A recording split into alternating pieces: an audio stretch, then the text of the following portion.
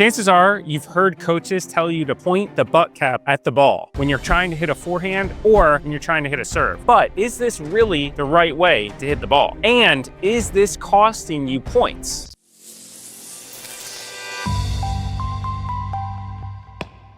Wrist lag or the pre-stretch, it can be a secret weapon in tennis. But in pickleball, where the dimensions and the size of the court are different, the ball is different, and you have a paddle with no strings, this could actually be costing you points. In fact, it might be the reason you miss when you swear you timed the ball perfectly. In today's video, we're breaking down the wrist lag, otherwise known as the pre-stretch, and why trying it in pickleball is not always the right move. If you're unfamiliar with the pre-stretch or the wrist lag is when the paddle trails behind your hand during a forward swing. And you might have seen or heard coaches say, point the butt cap to the ball, like this. It stores elastic energy, like pulling back a slingshot. But in tennis, while it's essential for racket head speed and topspin, in pickleball, that isn't always the case. Again, the paddle, the ball, and the court size create obstacles that could lead to you hitting the ball out or in the net. So let's break it down. First, in pickleball, you have less time. The court is smaller and the ball gets to you faster. So taking a full swing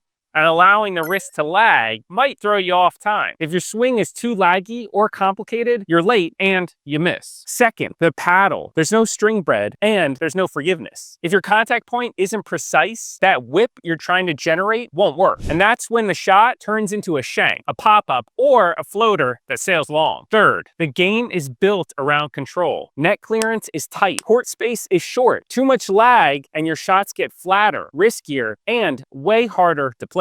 Now, that doesn't mean the wrist lag is evil or the pre-stretch is bad, but it's not something that should happen all of the time. It works when you have time, such as on drives from mid-court or on passing shots, or sometimes on the serve if you've already mastered the technique. The key is to keep your swing compact and let it happen naturally. The pre-stretch happens organically sometimes whether or not you try to actually make it happen. And most importantly, make sure you contact the ball out in front of you. That will prevent you from hitting late on the ball. So instead of focusing on a lag pre-stretch or point the butt cap of the racket or paddle to the ball, here's what you should focus on. Number one, early prep. The quicker you split step, turn, shoulder, and forearm loading, the better you'll be and more time you'll have to react to the ball. You'll have smooth timing, not a flicking. Second, let the paddle fall naturally. You want it to fall with your hand slightly face down. You don't want to force the lag. The best players in pickleball, they may whip the paddle, but it's subtle, it's efficient. It's not on purpose that they're doing it. So yes, wrist lag or the pre-stretch in pickleball can work, but too much of it, too early in your swing,